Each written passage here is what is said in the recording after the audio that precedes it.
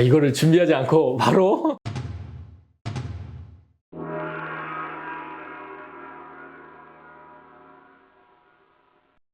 사실 우리가 뭐 죽을 병 하면 보통 암을 떠올리지만 실제로는 이 심혈관에 의해서 뇌혈관이나 심장혈관에 의해서 급사하는 경우가 가장 많습니다. 그래서 이 심혈관 건강을 위한 우리가 노력들을 많이 이제 신경을 써야 되는 건데 저는 항상 이 세 가지를 먼저 말씀을 드려요. 첫 번째는요. 충분한 수면입니다.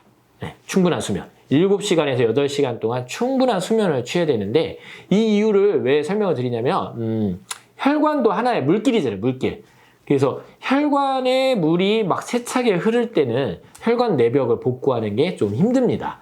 그래서 혈관 내벽도 하나의 수로이기 때문에 수로를 복구를 하려면은 물길이 좀 안정되어야 되는데요. 그런 케이스가 바로 뭐냐면 우리가 누워있거나 특히 잠을 잘 때 심장 박동수가 줄어들면서 혈관이 안정화되죠. 그때 혈관 내벽을 복구를 할 수가 있어요. 그래서 잠이 오지 않더라도 7시간에서 8시간 정도는 최소한 눈을 감고 누워있는 시간을 만들어라 라고 제가 말씀드립니다. 물론 불면증을 치료하는 것이 가장 좋겠죠. 그래서 첫 번째는 충분한 수면을 통해서 혈관 내벽을 복구할 수 있는 시간을 확보하라이고요. 자, 두 번째는 이제 유산소 운동인데요.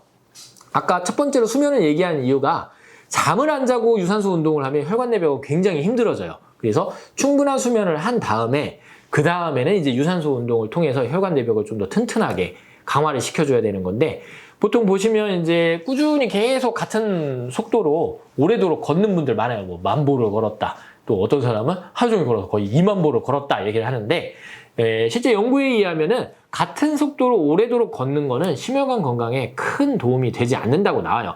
안 하는 것보다 물론 낫겠지만 그러면 어떤 운동이 좋냐면 인터벌 운동이라고 해서 심장박동수가 120회 이상으로 좀 무리가 될 정도로 좀 격하게 걷거나 뛸 수 있으면 뛰거나 아니면 오르막길을 걸어서 심장에 부하를 좀 주고 그게 이제 1분에서 3분 정도 잘하시는 분들은 5분 정도도 갈 수 있겠죠? 그래서 짧은 시간 동안에 심장에 좀 부하를 주고 그 다음에 다시 심장 박동수가 100회 이하로 떨어질 때까지 천천히 걷는 거죠. 천천히 걸어서 심장 박동을 다시 내려앉혀주고 안정이 된다면 다시 또 1분에서 3분 정도는 또 120회 이상으로 뛰게끔 또 오르막을 걷는다든지 또 빨리 걷는다든지 또 뛴다든지 해서 다시 심장에 부하를 주고 다시 한번 100회 이하로 떨어질 때까지 또 천천히 걷고 이런 인터벌 운동을 해줘야지만 심혈관에 적절한 자극을 줘서 결과적으로 심혈관 기능이 개선되는 효과를 얻을 수가 있습니다.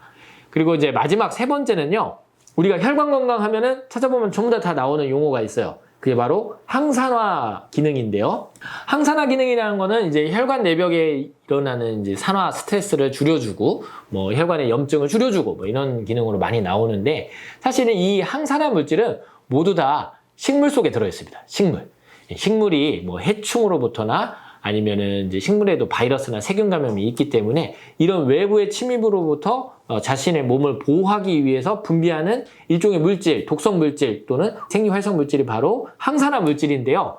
우리 인체나 동물들은 이 항산화 물질을 먹음으로써 내 몸속의 항산화 기능을 유지하는 효과가 있어요. 그게 가장 큰 게 우리가 흔히 알고 있는 비타민 C죠. 뭐 토코페롤도 있는 거고 여러 가지 뭐 식물성에서 나오는 활성 물질들이 다 이런 항산화 작용을 일으키는데 이 항산화 작용을 먹어서 우리가 혈관 건강을 지키려면 결국은 뭐예요?